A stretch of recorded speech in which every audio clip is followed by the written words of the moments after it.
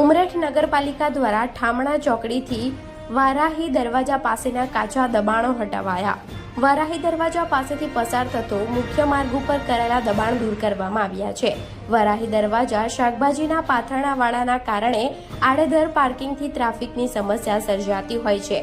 પાથરણાવાળા અને ખાણીપીણીની લારીઓના કારણે મુખ્ય માર્ગ ઉપર ગ્રાહકો દ્વારા આડેધડ પાર્કિંગ કરાય છે। મુખ્ય માર્ગ ઉપર થતા પાર્કિંગના કારણે પસાર થતા વાહનો મુશ્કેલીમાં મુકાય છે અને ટ્રાફિક વધવાના કારણે અકસ્માતોનો પણ ભય રહે છે। અકસ્માતની બીકથી અને ટ્રાફિકની સમસ્યા હળવી બને તે માટે નગરપાલિકા દ્વારા કાચા દબાણો દૂર કરવામાં આવ્યા છે। રિપોર્ટર કાલુ બડે, ગુજરાત ક્રાઇમ ન્યૂઝ, ઉમરેઠ।